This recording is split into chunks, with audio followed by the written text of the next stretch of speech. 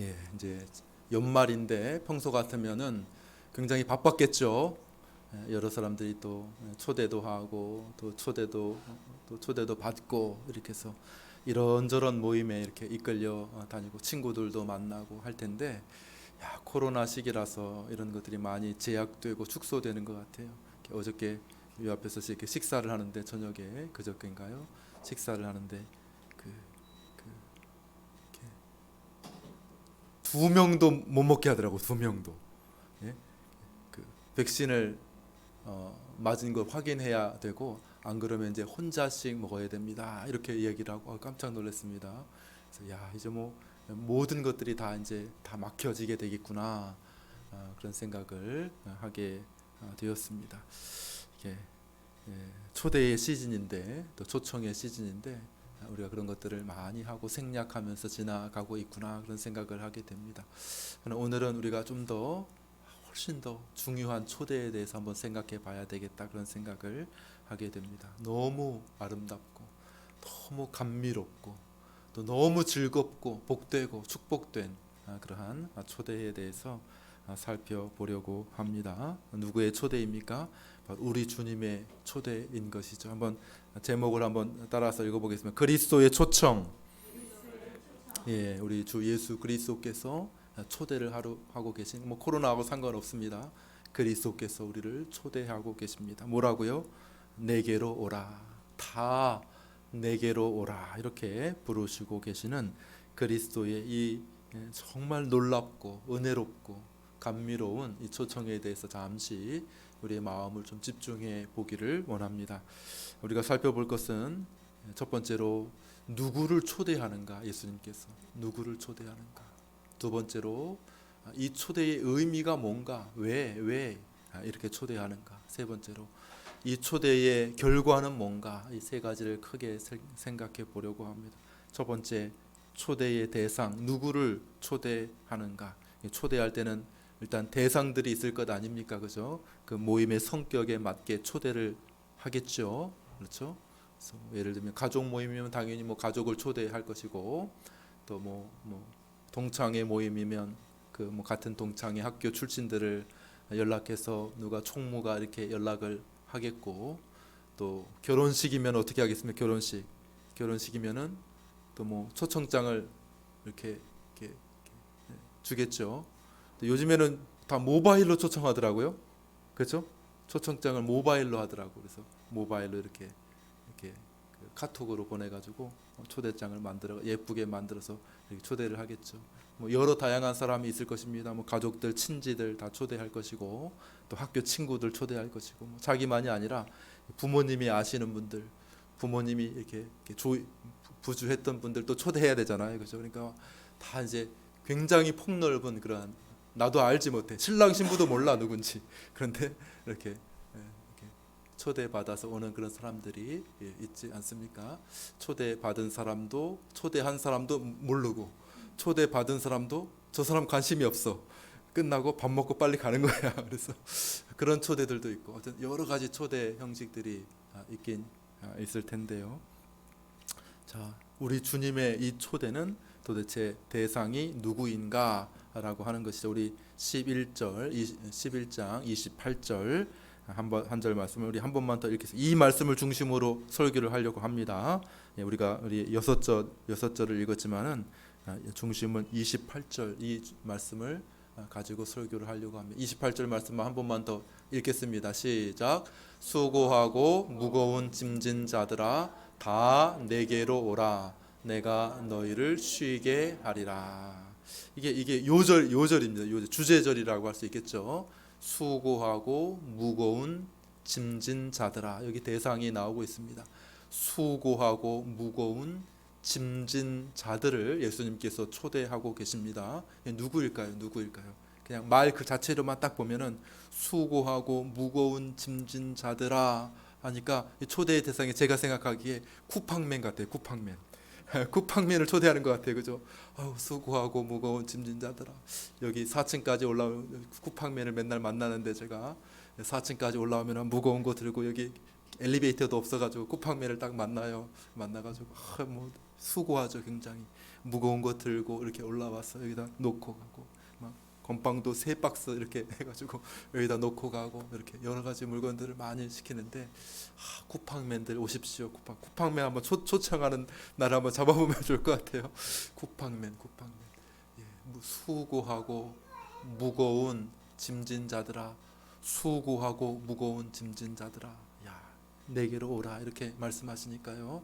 예, 그냥 문자적으로 보게 되면은 그냥 뭐 이렇게 정말 짐진 자들 이렇게 생각할 수 있겠지만은, 사실 그런 정도가 아니고요. 사실은 훨씬 더 깊은 의미가 담겨져 있죠. 우리가 글을 읽을 때에 그냥 문자만 해석하진 않지 않습니까? 그 문맥을 보게 되고 또 그 문학적인 형식도 보게 되고 해서 그 의미를 이렇게 찾으려고 하겠죠. 수고하고 무거운 짐진 자들아, 우리가 이걸 뭐 아주 극히 좁게만 적용할 필요는 없겠죠. 좀 폭넓게 생각하면 사실 이 땅을 살아가는 모든 사람들이 다 수고하고 무거운 짐진 자들이라, 이렇게 말할 수가 있을 것입니다. 그냥 이 육체를 가지고 그냥 이 버거운 이 세상, 힘들고 이 거친 이 세상을 살아간다는 것 자체가 다 수고하고 무거운 짐진 자들 아니겠습니까? 그렇죠? 아닙니까? 저만 몸이 무겁습니까? 여러분들은 가볍습니까? 젊었을 때, 저도 어릴 적에는 막 날라다녔어요. 저도 몸이 막 이렇게 그 동준이, 제가 축구하는 거 보니까 나도 저랬는데 막 이런 생각이 들더라고요. 저도 날라다녔습니다. 저도 운동을 다 좋아했는데 축구를 특별히 좋아했어요. 제 포지션이 항상 공격수였어요. 공격수, 스트라이커, 그죠? 그래가지고 골잡이였어요. 골게터. 그래서 제가 몇 사람은 이렇게 드리블로 이렇게 데리고 다녔습니다. 늘 드리블로 이렇게 막 이렇게 몇 사람 이렇게 데리고 다녔습니다. 그런데 한 2년 전인가요? 제가 노회대회에 초대를 받아가지고 축구를 하는데, 이게 내 몸이 맞나 싶더라고요. 몸이 완전히 틀려진 것을 느끼겠더라고요. 몸이 틀려졌어요. 그래서 이게 평소 같으면은 저 사이를 이렇게 돌파해가지고 공을 끌고 나가야 되는데 엄두가 나지 않는 거예요. 엄두가 나지 않아요. 그래서 뒤에서 그냥 패스만 해주게 되더라고요. 패스만. 이 볼을 끌고 앞으로 나갈 스피드가 안 되더라고요. 일단은 제 몸이. 그래서 몸이 굉장히 무거워졌구나, 그런 생각을 하게 됩니다. 점점점 그러겠죠. 이 젊은이들이야, 어린 학생들이야 막 몸이 가벼워서 막 팔팔 가벼워서 뛰고 날아다니겠지만은, 그러나 나이가 점점점 들게 되면은 몸이 왜 이렇게 무겁지? 몸이 무거운 게 아니라 힘이 떨어진 거예요. 힘이.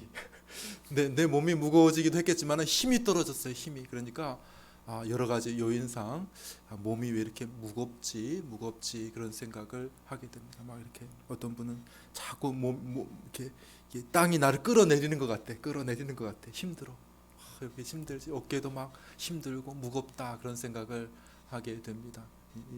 육체를 가지고 이 땅을 살아간다는 것 자체가 굉장히 수고하고 무거운 짐진 것 같은 그런 삶이지 않겠습니까?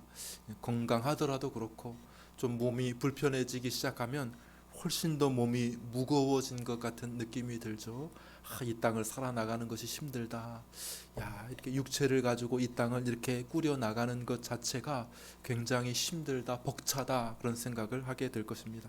그런 모든 사람들을 다 우리는 수고하고 무거운 짐진 자들아, 우리 주님께서 이렇게 부르신다라고 생각할 수가 있을 것입니다. 특별히 육신적인 삶뿐만 아니라 마음의 짐이 있지 않습니까? 사람들마다. 그렇죠? 마음의 짐이 있습니다. 누가 힘들게 하는 것도 없는데 마음에 마치 돌덩어리 큰 거를 이렇게 올려놓은 것처럼, 예전에는 막 밝게 웃고 까르르 이렇게 웃고 이렇게 하던 사람들이 시간, 세월의 풍파를 겪으면서 얼굴에 웃음기가 싹 사라집니다. 어느 날 거울을 탁 봤는데 이게 내 표정 같지가 않아요. 내가 웃는 것 자체가 좀 어색해. 이거 좀 한 번도 별로 해본 적이 없어서. 그래서 웃음기가 많이 이렇게 사라졌구나.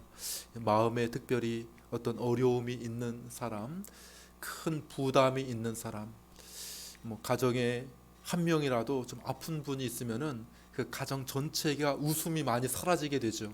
그렇지 않습니까? 한 사람이라도 가정에 좀 어려움이 있게 되면 가정에서 전체적인 그 가족 구성원들이 웃음기가 많이 이렇게 사라지게 되지 않습니까?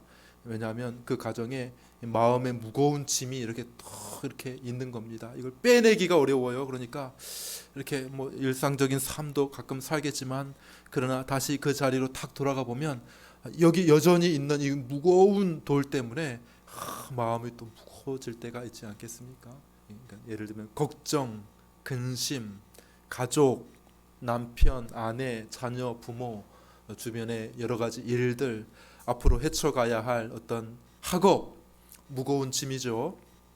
진로, 취업, 결혼, 생활, 이런 모든 면들이 다 무거운 짐이지 않겠습니까? 그러니까 이 마음의 무거운 짐도 이것도 포함된다고 말할 수 있겠죠. 여기서 예수님께서 수고하고 무거운 짐진 자들아 다 내게로 오라, 이렇게 우리 주님께서 말씀하고 계시는 것입니다.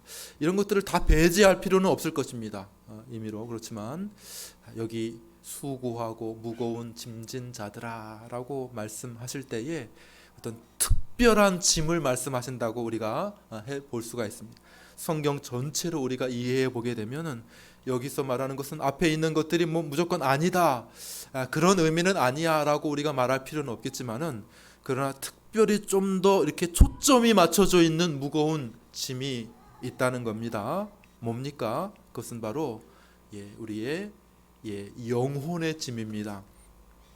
영혼을 지치게 하고 영혼을 기진맥진하게 만드는 영혼의 무거운 짐이 있다는 것이죠. 그것은 바로 죄의 짐이라 이렇게 말할 수가 있는 것이죠. 죄의 짐, 혹은 율법의 짐, 하나님의 율법이 이렇게 있는데 그것을 지키지 못하니까 그 죄의 짐이 되겠죠. 뭐 다른 것이 아니라 같은 것이죠. 하나님 앞에 내가 잘 살고 있지 못하다, 하나님의 뜻에 내가 잘 순종하며 살지 못한다 하는 그러한 영혼의 무거운 짐을 가지고 있는 사람들을 말씀하시는 것이죠. 특별히 예수님께서 여기서 수고하고 무거운 짐진 자들아 이렇게 말씀하실 때의 1차적인 그 의미는 바로 이 영혼의 짐, 죄의 짐이라고 이야기하는 것이 옳을 것입니다. 마치 우리 여러분들 지난번에도 제가 추천해 드렸죠. 철로 역정을 꼭 읽어보시기를 바래요. 철로 역정, 존 버년이라고 하는 사람이 쓴 책입니다. 철로 역정이란 책, 이렇게 쉽게 쓰여 있으면서도 좀 심오한 진리가 담겨져 있고, 또 우리 그리스도인들의 삶에 대해서 아주 분명한 시각을 주고 있으니까요. 여러분들이 철로 역정이라고 하는 책을 제가 한번 이렇게 비치를 해두겠습니다. 그래서 필요하신 분들은 아마 있을 겁니다. 저기 우리 도서관에 있을 것입니다. 철로 역정이란 책을 읽어보시면 좋겠습니다. 거기 보게 되면 한 사람이 나옵니다. 한 사람이 이제 그 천국으로 향하여서 여행을 떠나는 길이 바로 철로 역정이에요. 그죠? 하늘 천자죠. 하늘 길로 가는 순례자의 여행, 그죠? 철로 역정, 그것을 담고 있습니다. 이 사람이 어떻게 이 철로 역정, 천국으로 가는 순례의 길을 가게 됐는가? 처음 도입부가 어떻게 시작됩니까? 한 사람에 대해서 내가 꿈을 꾸었습니다. 존 버년이 꿈 이야기를 합니다. 내가 꿈을 꾸었는데 한 사람이 나옵니다. 그 한 사람은 어떻게 묘사되고 있냐면, 한 사람은 한 손에 책을 들었고, 그리고 등에는 아주 무거운 짐을 지고 있습니다. 이렇게 묘사를 하고 있습니다. 뭐 하고 있다고? 한 손에는 뭘 들어있어요? 책을 들었고, 그 등 뒤에는 뭐가 있다고요? 아주 무거운 짐을 이렇게 지고 있다는 거예요. 근데 여러분, 중요한 사실이 있습니다. 그 사람이 이렇게 무거운 짐을 느끼게 된 것은 그가 손에 들고 있는 이 책과 연관이 있어요. 책. 그냥 무거운 짐을 지고 있는 쿠팡맨이 아니고요.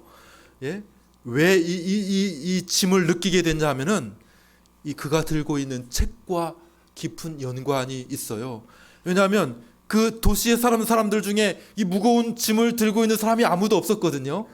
그 가족들 중에도 그 무거운 짐을 등에 지고 있는 사람들이 아무도 없었어요. 그런데 이 사람만 유독이 무거운 짐을 들고 있다고 지금 느끼고 있는 겁니다. 왜요? 책과 연관이 있어요. 책. 이 사람이 갑자기 이 책을 읽다가 자기의 등 뒤에 있는 무거운 짐을 의식하게 되었습니다. 얼마나 무거운지, 이게 보통 무거운 짐이 아니에요. 굉장히 무거운 짐입니다. 여러분들 요즘에 학생들 책가방 한번 매보셨습니까? 중고등학생들 책가방 엄청 무거워요. 엄청 무거워요. 저도 이렇게 탁 매고 막 앞으로 푹 꺼질 것 같더라고요. 어떤 데는 제가 이제 그 뉴스에서 보니까 얼마나 책을 많이 가지고 다니는지 여행 케이스에 이렇게 들고 다니더라고요. 엄마들이 여행 케이스에다가 들고 막 차로 이렇게 이동해 주더라고요. 책 무게가 어마어마합니다. 그러니까 가벼운 무게가 아니고 아주 무거운, 막 몸을 막 꺼뜨릴 것 같은 아주 무거운 짐을 지고 있는 그런 한 사람에 대해서 이야기를 하고 있습니다. 이 사람이 아주 힘들어합니다. 나는 지금 너무 무거운 짐을 지고 있어. 이 사람이 이렇게 고백을 하죠. 그러니까 주변의 사람들이 안 보이는데 무슨 짐이 있다 그래? 그 가족들이 이야기를 합니다. 무슨 짐이 있다 그래? 무슨 짐이 있어? 이렇게 이야기를 합니다. 아휴, 난 지금 너무 힘들어. 나는 너무 무거운 짐을 지고 있어. 마치 이 무거운 짐이 나를 막 밑으로 끌어내리는 것 같아. 마치 이 짐이 너무 무거워가지고 나를 지옥 저 밑바닥으로 나를 끌고 가는 것 같아. 이렇게 이 사람이 이야기를 하고 있습니다. 그래서 어떻게 하면 이 무거운 짐을 벗어버릴 수 있지? 어떻게 하면 이 무거운 짐을 해결할 수 있을까? 이렇게 이 사람이 고민하는 그러한 내용이 나옵니다. 그러다가 이제 전도자를 만나겠죠. 전도자를 만나서 전도자가 설명을 해주죠.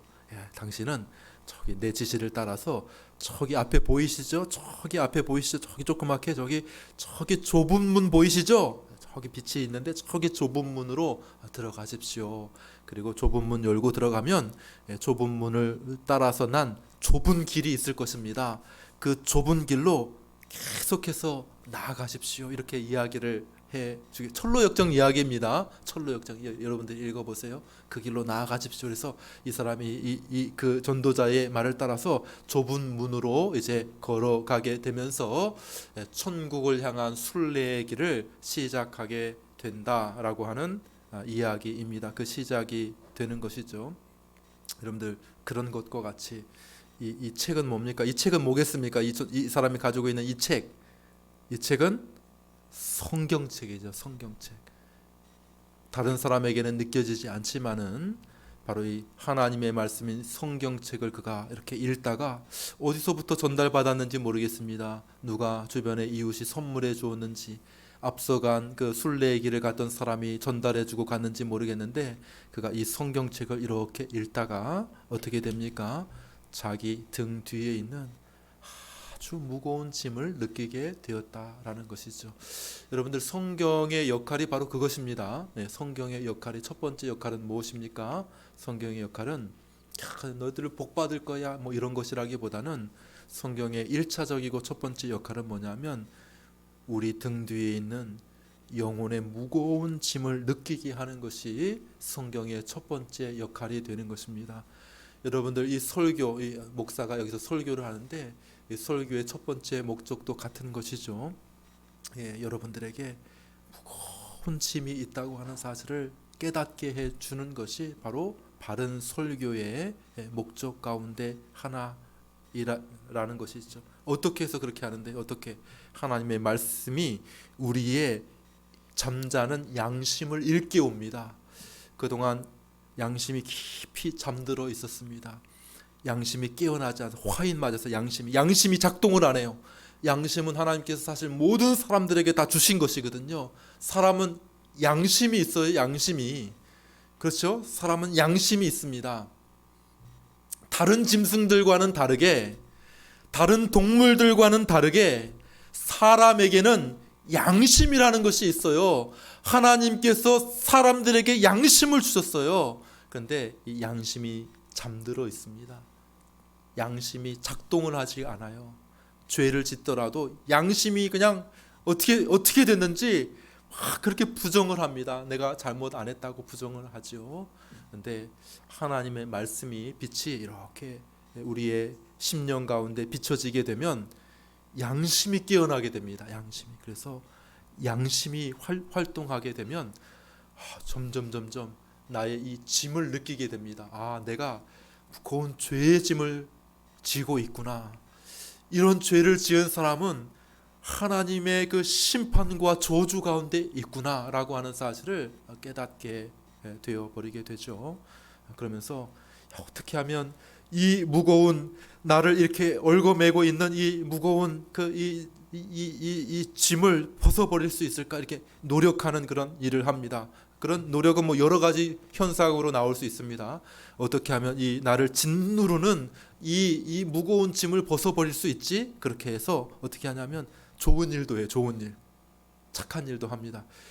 어떻게 하면 내가 이 짐을 벗어버릴 수 있을까 하면서 안 하던 착한 짓도 해보고, 다른 사람 맛있는 것도 좀 사줘보고, 또 어려운 사람 좀 도와줘보고, 또 좋은 일들도 좀 많이 하고, 사회적인 참여들도 하고, 어쨌든 양심을 좀 잠잠하게 할 수 있는 그런 여러 가지 일들을 다 하는 겁니다. 양심을 잠잠하게 하는 일들, 그죠? 어떤 사람들은 자신이 꽤 평소에 모아놓았던 꽤 큰 돈을 막 기부하기도 해요. 그러면 잠시 마음이 편안해졌다는 거예요. 어떤 그 기부한 사람 이야기 들어보니까 마음이 너무 좋대요. 기부하고 나니까. 근데 참 잠깐 마음이, 양심이 이렇게 놓여질 수는 있겠지만, 그러나 그런 어떤 착한 일을 통해서 이 짐을 다 벗어 던질 수가 없습니다. 잠시 잠깐은 양심이 좀 잠잠하는 것 같지만은 점점점 양심이 크게 소리치는 소리가 막 들려지기 시작하고, 이것으로는 안 되겠구나 하면서 점점점 무거워지고 자기 자신을 끌어내리는 이 죄의 짐을 느끼기 시작하게 된다는 것이죠. 그래서 이 벗으려고 애쓰면 애쓸수록, 성경의 법을 따라서 살아가고, 내가 하나님 말씀대로 좀 살아야 되겠다, 이제부터는 좀 잘 시키자. 그래서 교회도 막 열심히 참석하고, 교회 봉사도 열심히 하고, 내가 좀 열심히 한번 해보자, 이렇게 한다 하더라도 이게 양심의 문제가 잘 해결되지가 않습니다. 이거 막 벗어버리려고 하면 마치 점점점 더 무거워지는 것 같은 그런 느낌을 받게 되죠. 마치 이렇게 덫에 걸린 그런 어떤 짐승이 있다고 생각해 보십시오. 이 덫을 벗어버리기 위해서 몸부림치면 어떻게 됩니까? 덫의 특성상 더 조여져. 나중에 막 살을 뚫고 들어가죠. 덫이 점점점 더 조여지게 되고, 막 다리가, 걸린 다리가 막 끊어지는 것 같은 그런 고통을 겪지 않습니다. 몸부림치면 몸부림칠수록 이게 덫이 더 조여지는 그런 특성을 가지고 있습니다. 그래서 사람이 이렇게 무거운 짐을 벗어버리기 위해서 애쓰면 애쓸수록 더 무거워지고 힘들어지는 것을 경험하게 되죠. 그러니까 여러분들, 우리 성도들의 삶의 그 기록을 남겨놓은 자서전들을 여러분들이 읽어보시게 되면 그런 것들을 많이 기록해 놓았습니다. 대표적으로 마틴 루터라든지, 또 우리가 소개했던 철로 역정의 그 저자인 존 버년이라든지 하는 사람들이 정말 이 죄의 짐을 느끼고 너무나도 힘들어하고, 그 죄의 짐을 벗기 위해서 모든 노력을 다 하였지만은, 그러나 더 무거워지는 자신의 죄의 짐을 느꼈던 것을 보게 되는 것과 같은 것이죠. 그 어떤 노력으로도 벗어버릴 수가 없는 이 죄의 짐을 느끼게 된다는 것입니다. 오늘 우리 주님의 아주 감미로운 초청에서 이 죄의 짐을 벗어버릴 수 있는 한 가지 방법을 우리 주님께서 말씀하고 계시는 것입니다. 우리 마태복음 11장 28절 말씀을 다시 한번 읽어보겠습니다. 다시 읽습니다. 시작. 수고하고 무거운 짐진 자들아, 다 내게로 오라. 내가 너희를 쉬게 하리라. 그렇습니다. 수고하고 무거운 짐진 자들을 설명했습니다. 이것을 해결할 수 있는 방법을 예수님께서 말씀하시는데, 따라해 보세요. 다 내게로 오라. 내게로 오라. 이것이 바로 해결 방법인 것이죠. 유일한 해결 방법, 복음의 말씀이라고 할 수 있습니다. 우리 주님께서 초대하시는 것이죠. 수고하고 무거운 짐진 자들아 다 내게로 오라라고 하시는 이 말씀은 너의 그 수고, 너의 그 무거운 짐 내게로 오면 어떻게 된다는 겁니까? 해결된다는 의미가 담겨져 있는 것이죠. 그렇지 않습니까? 그렇죠? 아니 그 무거운 짐 오라고 이야기하는데 그 해결 방법이 없으면은 오라고 말할 필요가 없겠죠. 수고하고 무거운 짐이 있다고 하면 저쪽으로 가라. 이렇게 벗어버려라. 해결 방법을 이렇게 제시하면 뭐 그리로 가면 되고, 이 의사를 찾아가 봐라. 뭐 이 기술자를 찾아가 봐라. 이렇게 이야기할 수 있겠지만은 그러나 우리 주님의 방법은 뭡니까? 내게로 오라는 거예요. 내게로 오라는 말 속에는 뭐예요? 내게로 오는 것이 해결 방법이라는 겁니다. 너 수고하고 있지? 너 정말 기진맥진하고 있지? 너 정말 무거운 짐을 가지고 있지? 너 그것 때문에 해결 못해서 너무너무 힘들고 끙끙 앓고 있지 않느냐? 내게로 오라라고 하는 말씀에는 내게로 오면 그 문제 해결될 수 있다고 하는 그 의미가 담겨져 있는 것입니다. 예수님께 온다, 예수님께로 나온다 라고 하는 말씀이 무슨 말씀입니까? 그것은 쉬운 말로 말하면 예수님을 믿으라, 그런 말이 되는 거죠. 예수님을 믿으라. 우리 한번 요한복음 6장 35절 말씀을 한번 읽어보겠습니다. 요한복음 6장 35절 같이 읽습니다. 요한복음 6장 35절 말씀. 제가 나왔네. 요한복음 6장 35절 같이 읽겠습니다. 시작.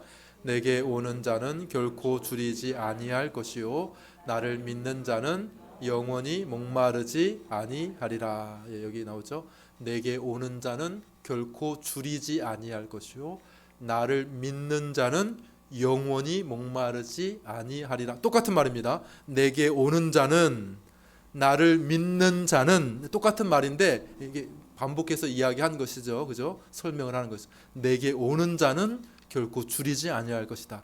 나를 믿는 자는 영원히 목마르지 아니할 것이다. 그러니까 같은 말이죠. 내게 온다고 하는 말은 나를 믿는다는 말과 같다. 성경 의미에서 같다는 말입니다.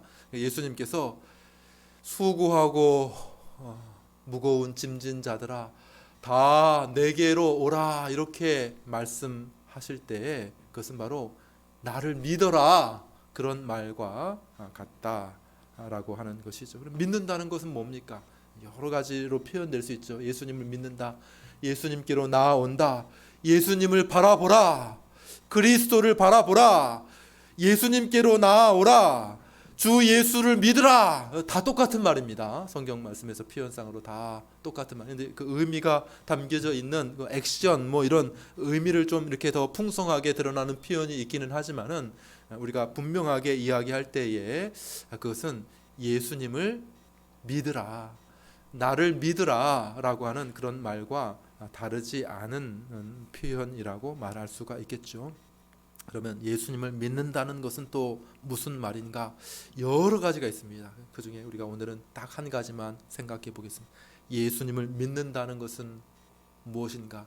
예수님 앞으로 나아간다라고 하는 그 말이 담고 있는 한 가지 말이 무엇인가를 딱 한 가지만 생각해 보려고 합니다. 뭡니까? 그것은 내가 예수님께로 나아갑니다라고 하는 말의 의미, 수고하고 무거운 짐진 자가 예수님께로 나아간다라고 하는 그 말의 의미는 뭐냐 하면 내가 예수님께로 나아가면 나의 이 수고, 나의 이 무거운 짐이 풀어지게 될 것이다 라고 하는 것을 믿는 것입니다. 예수님께 나아간다라고 하는 말은, 예수님을 믿는다라고 하는 말은 내가 예수님 믿고 예수님께로 나아가고 예수님 의지하면 나의 이 무거운 짐이 풀어지게 될 것이라고 하는 사실을 믿는 것입니다. 그것이 한 가지 이 믿음에 담겨져 있는 의미라고 할 수 있겠죠. 근데 덧붙여서 말하면요, 유일한 방법이라고 믿는 것입니다. 유일한 방법. 내 이 무거운 짐이 해결될 수 있는 유일한 방법이 예수님께로 나아가는 길이라고 말하고 있는 것이죠. 여러분들 뭐 어떤 문제를 해결하려고 할 때에 방법이 여러 가지가 있지 않겠습니까? 그렇죠. 예를 들어 뭐 돈이 좀 필요합니다. 집을 얻어야 되는데 돈이 좀 필요합니다. 뭐 돈을 구할 수 있는 방법이 여러 가지가 있겠죠. 첫 번째 방법은 뭡니까? 첫 번째 방법은 뭐 자기가 모아서 일해 가지고 뭐 이렇게 만드는 방법이 있겠죠. 또 두 번째 방법은 뭡니까? 은행에서 쉽게 은행에서 돈을 좀 빌려 주십시오. 이렇게 이야기할 수 있겠죠. 얼마가 필요한데요? 안 됩니다. 이렇게 은행에서 또 안 됩니다. 이렇게 얘기할 수 있겠죠, 그죠?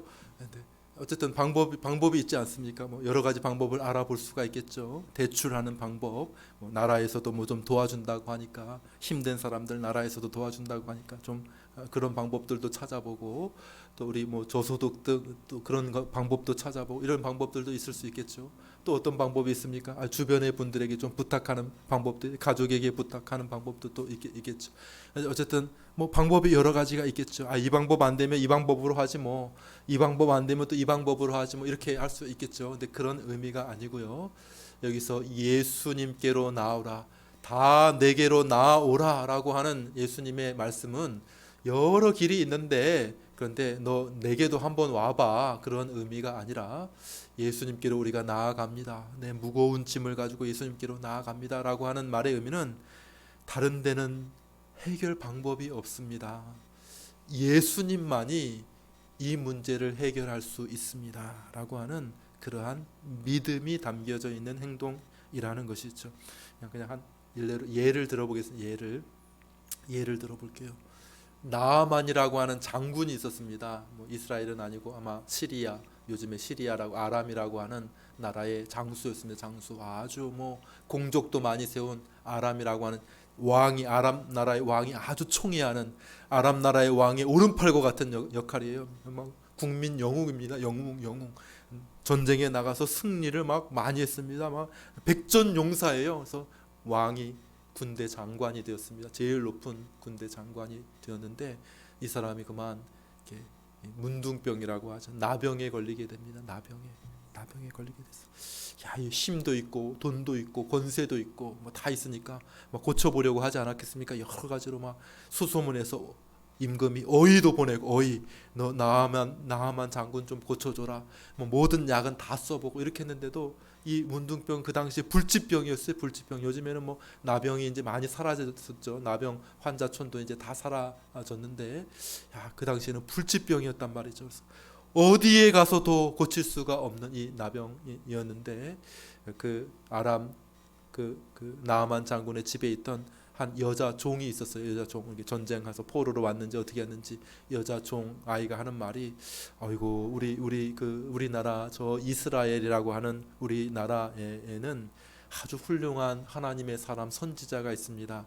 엘리사라고 하는 선지자가 있는데 아이고 우리 주인님 그 나아만 장군님이 그 선지자에게로 가시면은 그러면 아마 나을 수 있을 것입니다. 이렇게 이야기를 했죠. 그래서 그 이야기를 뭐 지푸라기라도 잡는 심정을 가지고 나아만 장군이 뭐 이제 그 선지자를 찾아갑니다. 선지자를 찾아가는데 뭐 얼마나 많이 준비했겠습니까? 이것만 고칠 수 있다고 하면은 정말 뭐 뭐든지 주겠습니다. 막 바리바리 싸가지고 막 모든 물건들 싸가지고 여행을 떠나서 그 엘리사 선지자를 찾아가죠. 그 엘리사 선지자가 처방법을 줍니다. 처방법을. 무슨 처방법이요? 요단강에 가서 7번 몸을 씻으라 이렇게 이야기를 합니다. 그러니까 어떻게 했습니까? 나아만이 어떻게 했어요? 나아만 요단강이라고 막 이렇게 했어요. 요단강 저 지저분한 저 요단강에 씻으라고. 자, 우리나라 저기 아랍 나라의 저 시리아의 그 바르바리라고 하는 강은 요단강보다 훨씬 깨끗한데 내 거기 가서 씻지 내가 왜 여기서 씻는단 말이냐 이렇게 하면서 돌아가려고 해요. 근데 나중에 설득을 하죠. 설득을 해서 이제 이렇게 결국 요단강에서 몸을 씻게 되었다라는 것이죠. 그러니까 무슨 말입니까? 여기서 예수님께로 나온다라고 하는 말의 의미는 아이고 다른 방법도 다 있는데 내가 예수님께로 나아간다 그런 의미가 아니라 아이고 부처님도 믿어도 구원받고, 아이고 저기 마호멧 믿어도 구원받고, 저 공자님 너 예수님 다 그 중에 하나 아니겠습니까? 예수님 그 세상의 4대 성인 중에 한 분 아닙니까? 그러니까 아유 예수님도 좋은 분이니까 우리 집 가까이에 있으니까 예수님 믿죠, 이렇게 하는 것이 아니라, 여기서 수고하고 무거운 짐진 자들아 다 내게로 오라라고 우리 주님께서 말씀하실 때 어떤 믿음이 담겨져 있다고요? 유일한 방법입니다. 내가 다른 것 다 해봤는데 어디에서도 내 짐을 해결할 수 없었습니다. 그 어디에서도 나의 이 죄의 짐의 문제를 해결할 수가 없었습니다. 내가 모든 것을 다 써보고, 내가 몸부림치고 할 수 있는 모든 방법을 다 해보았지만은, 그러나 어디에서도 이 문제를 해결할 수 없었습니다. 예수님이 유일한 길이라고 하는 믿음을 가지고 주 앞에 나오는 것이죠. 우리 마태복음 11장 28절, 우리 본문의 28절 그 전절이죠. 27절을 한번 읽어보겠습니다. 27절. 마태복음 11장 27절 오늘 본문 말씀입니다. 우리 한번 같이 읽겠습니다. 시작. 내 아버지께서 모든 것을 내게 주셨으니 아버지 외에는 아들을 아는 자가 없고 아들과 또 아들의 소원대로 계시를 받는 자 외에는 아버지를 아는 자가 없느니라. 옳소이다. 이렇게 된 것이 아버지의 뜻이니이다. 27절에서 28절이 연결되고 있는 것이죠. 나 하나밖에는 없다는 거예요. 예수님 말씀은 뭐냐 하면 나 외에는 아버지를 아는 자가 없습니다. 나를 통하지 아니하고는 아버지를 알 수 있는 사람이 없습니다. 아버지께 나아갈 수 있는 자들이 없습니다. 나 외에는, 나를 통하지 아니하고는 이 죄의 문제를 해결할 자가 없습니다. 나는 하나님께서 이 땅에 보내신 유일한 구원자입니다. 예수님께서 그렇게 말씀하고 계시는 것이죠. 그리고 28절에 뭐라고 말합니까? 수고하고 무거운, 다 따라해 같이 한번 읽어봅시다. 28절 읽습니다. 시작. 수고하고 무거운 짐진 자들아 다 내게로 오라. 내가 너희를 쉬게 하리라. 야, 무슨 말씀인지 이해가 되시죠? 야, 다 내게로 오라라고 하는 말씀에 담겨져 있는 이 말씀은 내가 유일하다. 내가 하나님께로 나아가게 하는 유일한 길이다. 너희들 하나님과 너희의 관계를 해결할 수 있는 유일한 길이다. 그 유일한 길로 믿고 내게로 나오라라고 말씀하고 계시는 것입니다. 자, 마지막 세 번째입니다. 그러면은 우리가 예수님께로 나아가면은 어떤 일이 우리에게 일어나게 되는가? 어떤 일이 일어난다고 말합니까? 제가 다시 읽습니다. 마태복음 11장 28절입니다. 수고하고 무거운 짐진 자들아, 대상입니다. 초대의 대상. 어떻게 하라고요? 다 내게로 오라. 그러면 어떻게 된다고요? 내가 너희를 쉬게 하리라. 이렇게 말씀하고 계시는 것이죠. 이 초대장을 받고 다 내게로 오십시오. 다 내게로 오라는 이 초대장을 받고 이 초대장을 들고 예수님께로 나아오면 어떻게 된다고요? 내가 너희를 쉬게 하겠다. 그러니까 다시 말하면 그 수고, 극히 지난 그 수고, 그 영혼의 그 고민, 영혼의 갈등, 이 죄의 문제를 해결하기 위해서 어떤 일들 하든지 간에, 그것이 겉으로는 어떻게 표현되든지 간에, 그것이 착하게 살든지, 그것이 어떤 봉사하는 삶을 살든지, 자신의 일에 최선을 다하는 삶을 살든지, 이 사회에 좀 봉사하는 삶을 살든지, 아니면 높은 권력을 향해 살든지, 무슨 삶을 살든지 간에 결국 이 죄의 무거운 짐을 해결하기 위해서 사람들이 몸부림치고 있는 것인데 해결할 수 없지. 유일한 방법, 내게로 나아오면 내가 쉬게 하겠다라고 말씀하고 계시는 것입니다. 다시 한번 철로역정으로 마무리하겠습니다. 철로역정 아주 탁월한 책이니까 여러분들이 꼭 읽으시면 좋겠습니다. 이 크리스찬이 이제 죄의 짐을 지고 있었습니다. 온 죄의 짐을 안절부절 못하고 있습니다. 어떻게 해야 될까? 주변의 사람들이 그 사람들 크리스찬을 향해서 뭐라고 얘기했는지 아세요? 가족들이 뭐라고 얘기했는지 아세요? 그 부인과 그 딸들이 이렇게 이렇게인가? 이렇게. 저 돈 거 아니야? 돈 거 아니야? 저 왜 저래? 우리 아빠 왜 그래? 여보 정신 차려요. 왜 그래요? 이렇게 이야기했다는 거죠. 크리스찬이 떠납니다. 떠나서 이 순례의 길을 출발하게 되죠. 저 전도자가 말한 대로 저 좁은 길로 좁은 문으로 가게 됩니다. 그러다가 길을 지나가다가 크리스찬이 잠깐 이렇게 한눈을 팔게 되죠. 한눈을 팔게 돼요. 이렇게 가다 보니까 여기에도 아주 멋져 보이는 산이 있는 거예요. 그리고 어떤 사람이 만납니다. 만나서 이야기를 해줍니다. 야, 당신 그 무거운 죄짐 지고 있네? 어떻게 알았습니까? 나도 다 잘 알지. 이렇게 하면서 이야기를 해주는 거예요. 어떻게 알았습니까? 자, 저쪽에 가게 되면 저기 도덕산이라고 있지.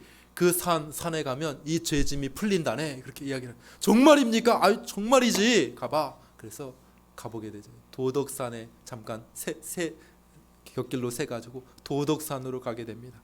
그 도덕산에서 철로역정이 그 크리스찬이 너무 두려워요. 올라가다가 너무 힘들고 쓰러지고 떨어지고 그리고 막 천둥과 번개가 치고 막 도덕산에서 막 와르르 무너질 것 같고 너무 두려워서 그 자리에서 피하게 되죠. 거기서는 짐을 벗지 못했습니다. 여러분들이 철로역정을 조금 읽어보고 한 70페이지 정도 읽다 보면 갑자기 그 무거운 그 크리스찬의 등 뒤에서 그 무거운 짐이 뚝 떨어지는 것을 보게 됩니다. 갑자기 내 그 무거운 짐이 떨어져 버렸네. 이러한 표현을 보게 되는데 어디에서 그랬을까요? 어디에서? 좁은 문을 통과해서 좁은 문으로 나아가다가 그가 한 언덕 위에서 어디에 이르게 되냐면 예수 그리스도의 십자가 앞에 이르게 됩니다. 예수 그리스도의 십자가 앞에 이르렀을 때에 그의 등 뒤에서 그의 무거운 죄의 짐이 툭 떨어지고 그 죄의 짐이 저 언덕 아래로 굴러 떨어져서 저 지옥 문 앞까지 떨어졌다. 이런 표현이 나오게 됩니다. 아주 이 존 번연이 아주 뛰어난, 쉽게 재미있는 이야기로 썼지만은 그러나 아주 뛰어난 신학자입니다. 아주 뛰어난 성경 해석자이죠. 우리의 죄의 짐이 어디에서 풀리게 됩니까? 예수 그리스도에게서 풀리게 되는 것이죠. 우리 이사야 53장 6절 말씀을 읽습니다. 왜 이렇게 죄의 짐이 거기서 풀리게 되는지 한번 읽어보겠습니다. 이사야 53장 6절 말씀을 우리 한번 띄워주시면 좋겠습니다. 같이 읽겠습니다. 시작. 우리는 다 양 같아서 그릇 행하여 각기 제 길로 갔거늘 여호와께서는 우리 무리의 죄악을 그에게 담당시키셨도다. 이것이죠. 우리 무리의 죄악을 누구에게? 그에게. 그가 누구예요? 예수 그리스도, 예수님에게 담당시키셨다고 말씀하고 있습니다. 이것을 알게 될 때에 우리의 죄의 짐이 풀려지게 되는 것이죠. 우리의 모든 죄의 짐을 예수님께 이렇게 씌웠다는 겁니다. 누가? 하나님 아버지가 우리의 모든 죄의 짐을 걷어다가 예수님께 씌웠다라고 말씀하고 계시는 것이죠. 그러니까 여러분들 시간이 좀 지났지만 여러분들 이제 크리스마스지 않습니까? 이번 주 주중에 토요일 날이 크리스마스인데 한번 곰곰이 이 주제를 가지고 한번 생각해 보세요. 크리스마스니까 예수님 오셨네, 아기 예수, 이것만 생각하는 것이 아니라 크리스마스 때 더 예수님의 십자가를 한번 생각해 보십시오. 예수님의 그 짐이 얼마나 무거울지를 한번 생각해 보십시오. 우리 한 사람 한 사람의 개인의 죄의 짐도 엄청나게 무겁습니다. 그런데 우리 모든 사람들의 죄의 짐을 예수님께 다 담당시키셨거든요.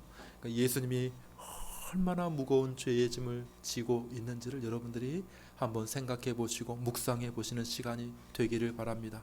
우리는 다 양 같아서 그릇 행하여 각기 제 길로 갔거늘 여호와께서는, 우리 하나님 아버지시죠, 여호와께서는 우리 무리의 죄악을 그에게, 누구에게? 어린 양이신 예수 그리스도에게 담당시키셨도다. 그에게 우리의 짐을 다 이렇게 위에 씌워 놓으셨다는 것이죠. 수고하고 무거운 짐진 자들아 다 내게로 오라 라고 말씀하십니다. 우리가 이 초대장을 받고 예수님께로 나아가는데 내 짐이 예수님에게 있다는 것을 발견하게 될 때에 우리는 우리의 죄의 짐이 다 풀린 것을 분명하게 발견하게 될 것입니다. 예수 그리스도의 십자가에서 예수님이 내 죄를 대신하여, 예수님께서 나의 모든 죄를 대신하여 모든 그 죄를 감당하셨다고 하는 사실을 우리가 바라보게 될 때에, 그 사실을 우리가 믿게 될 때에 우리를 그렇게 짓누르던, 우리의 양심을 그렇게 괴롭히던 죄의 짐이 떨어져 나가는 것을 경험하게 될 것입니다. 말씀을 맺습니다. 우리 주님 초대하십니다. 수고하고 있지, 무거운 짐을 지고 있지 않느냐, 우리를 초대하고 계십니다. 내게로 나아오라. 코로나인데 그 어떤 파티보다도, 그 어떤 화려한 그 컨벤션, 그 어떤 그런 좋은 그런 파티 장소보다도 더 위대한 초청이 여기에 있습니다. 우리에게 주어져 있죠. 너무나도 감미로운 초대, 너무나도 사랑스럽고 너무나도 은혜로운 초대, 그리고 너무나도 중요한 초대. 우리가 다른 데는 가지 않더라도, 다른 데는 뭐 가고 싶지 않은 곳도 있겠죠. 아이고 뭐 거기 가고 싶지 않은데, 아이고 저 얼굴 때문에 저 가야 되나, 이렇게 하는 데도 있겠죠. 그러나 이 초대만큼은 결코 우리가 거절해서는 안 되는 너무나도 좋은 초대입니다. 기쁨이 넘치는 초대이죠. 이 초대에 응하게 되면 너무 행복하게 됩니다. 너무 평화롭습니다. 우리의 짐이, 무거운 짐이 덜어지게 되고 너무 행복해지고, 우리가 다시 젊음의 때를 다 회복하고 뛸 듯이 기쁘고, 마치 그 노루가 뛰듯이, 사슴이 뛰듯이 기뻐하며 평강하며 즐거워하며 기뻐하는 그러한 놀라운 초대장이 여기에 있는 것이죠. 우리 모두가 이 초대에 응할 수 있게 되기를 바랍니다.